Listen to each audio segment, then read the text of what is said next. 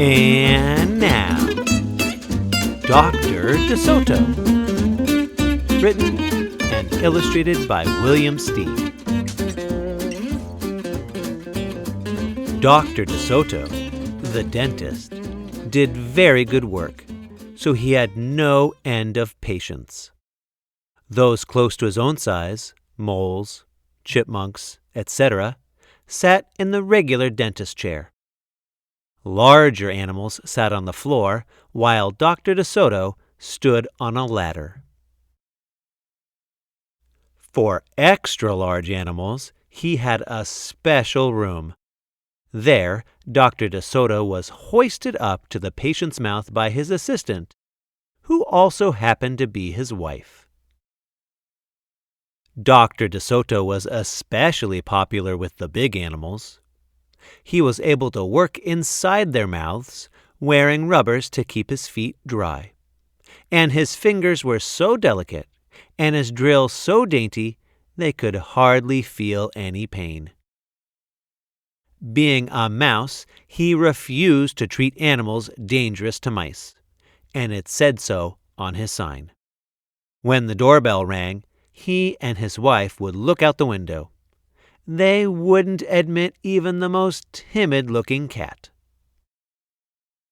One day, when they looked out, they saw a well-dressed fox with a flannel bandage around his jaw.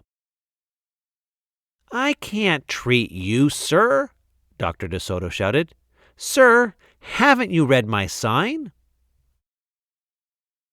"Please," the fox wailed, "have mercy.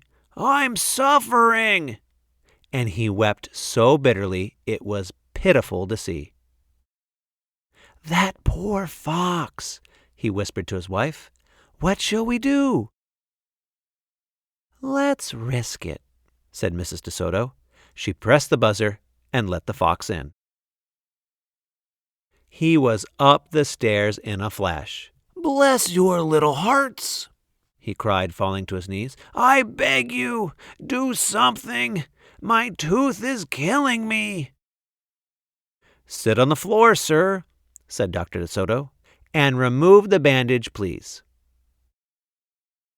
Dr. DeSoto climbed up the ladder and bravely entered the fox's mouth. "Oh, ow!" he gasped. The fox had a rotten bicuspid and unusually bad breath. "This tooth will have to come out," Dr. DeSoto announced. "But we can make you a new one." "Just stop the pain," whimpered the fox, wiping some tears away. Despite his misery, he realized he had a tasty little morsel in his mouth, and his jaw began to quiver. "Keep open," yelled Dr. DeSoto. "Wide open," yelled his wife.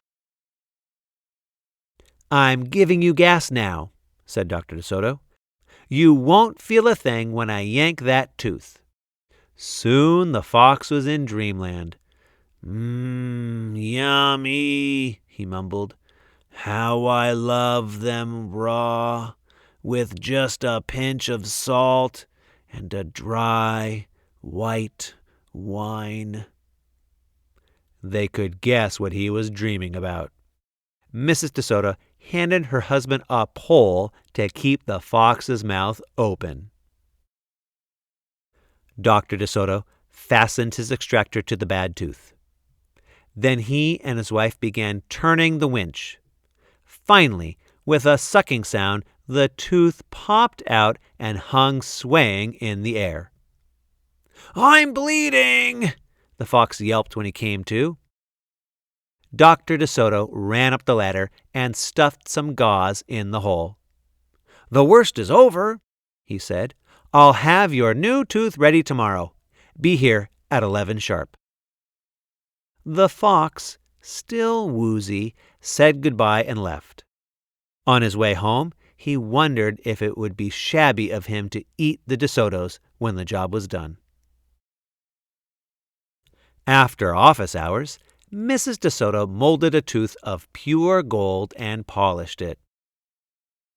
"Raw with salt indeed," muttered Dr. DeSoto. "How foolish to trust a fox!" "He didn't know what he was saying," said Mrs. DeSoto. "Why should he harm us? We're helping him." "Because he's a fox," said Dr. DeSoto. "They're wicked, wicked creatures." That night the DeSotos lay awake worrying. "Should we let him in tomorrow?" Mrs. DeSoto wondered. "Once I start a job," said the dentist firmly, "I finish it. My father was the same way." "But we must do something to protect ourselves," said his wife.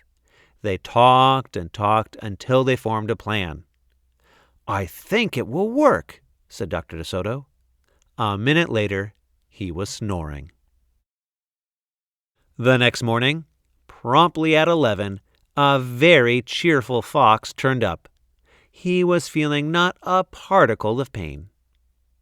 When Dr. DeSoto got in his mouth, he snapped it shut for a moment, then opened wide and laughed. "Just a joke," he chortled. "Be serious," said the dentist sharply. "We have work to do." His wife was lugging the heavy tooth up the ladder. "Oh, I love it!" exclaimed the fox. "It's just beautiful." Dr. DeSoto set the gold tooth in its socket and hooked it up to the teeth on both sides. The fox caressed the new tooth with his tongue. "My, it feels good," he thought. "I really shouldn't eat them. On the other hand, how can I resist?" "We're not finished," said Dr. DeSoto, holding up a large jug. "I have here a remarkable preparation developed only recently by my wife and me. With just one application, you could be rid of toothaches forever. How would you like to be the first one to receive this unique treatment?" "I certainly would," the fox declared. "I'd be honored." He hated any kind of personal pain. "You will never have to see us again," said Dr. DeSoto. "No one will see you again," said the fox to himself. He had definitely made up his mind to eat them, with the help of his brand new tooth. Dr. DeSoto stepped into the fox's mouth with a bucket of secret formula and proceeded to paint each tooth. He hummed as he worked. Mrs. DeSoto stood by on the ladder, pointing out the spots he had missed. The fox looked very happy. When the dentist was done, he stepped out. "Now, close your jaws tight," he said, "and keep them closed for a full minute." The fox did as he was told. Then he tried to open his mouth, but his teeth were stuck together. "Ah, excuse me, I should have mentioned," said Dr. DeSoto. "You won't be able to open your mouth for a day or two. The secret formula must permeate the dentine. But don't worry, no pain ever again." The fox was stunned. He stared at Dr. DeSoto, then at his wife. They smiled and waited. All he could do was say, "Thank you very much," through his clenched teeth, and get up and leave. He tried to do so with dignity. Then he stumbled down the stairs in a daze. Dr. DeSoto and his assistant had outfoxed the fox. They kissed each other and took the rest of the day off.